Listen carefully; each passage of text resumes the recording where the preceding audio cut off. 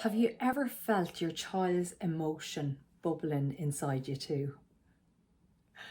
I certainly have.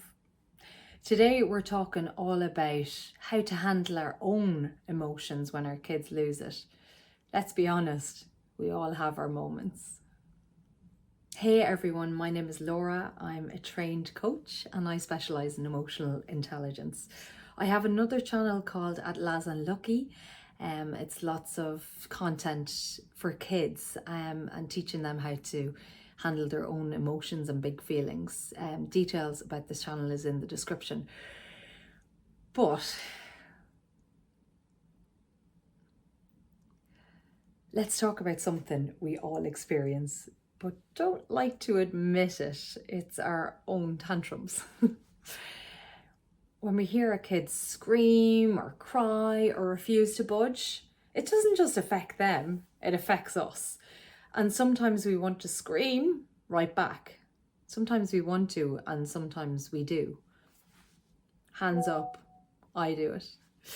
So today let's talk about why our kids' meltdowns trigger us and what's really happening in our own brains, and how we can respond in a way that actually helps both them and us. This is a funny story you can probably all relate to. So the other morning I made my 3-year-old toast. Simple, yeah?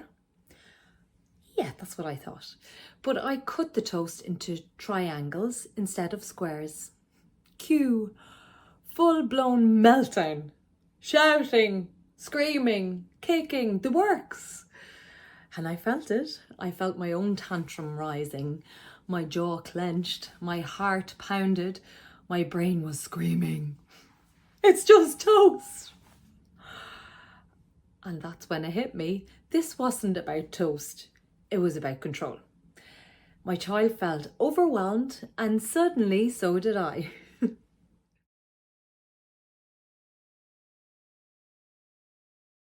So fight mode is when we snap, we yell, we threaten.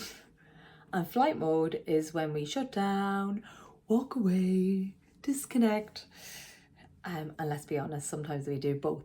So what can we do about this? So there's actually 3 things that help me when I feel my own tantrum bubbling up. So I suppose the first thing is to literally pause before reacting. Like literally take a deep breath.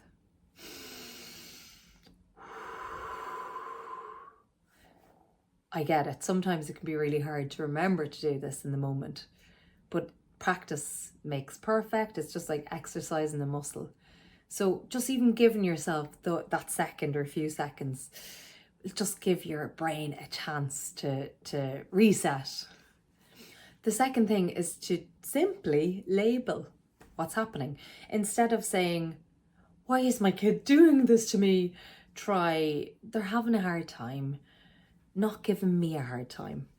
I find that a really good mantra to live by and to try and bring myself to in the moment. Again, it can be really hard to do, but the more we practice it, the more we'll get used to it. So yeah, like they're not doing it to you. They're having a hard time and the toast is really important to them. They didn't want the triangles, they wanted the squares, and that's probably one of the biggest decisions they'll get to make today. And the third thing to do is to repair it if you mess up.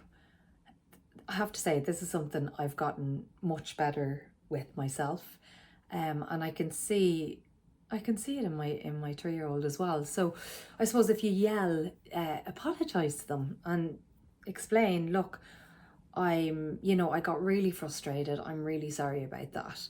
And it teaches them emotional regulation by example. I find even my 3-year-old actually apologizes as well and uses similar language when he has a meltdown. So it's definitely getting the message across. At the end of the day, tantrums are really, really difficult for both the kid and for us. So please go easy on yourself. The more we practice pausing, naming our feelings, and repairing when needed, the more it will help us grow, both our kids and us. If this resonated with you, I'd love for you to subscribe, because the next time we're talking about parental guilt and how to finally let it go. Have you ever felt a moment where your tantrum met your child's? Drop a comment. I'd love to hear your story, and I promise, judgment free.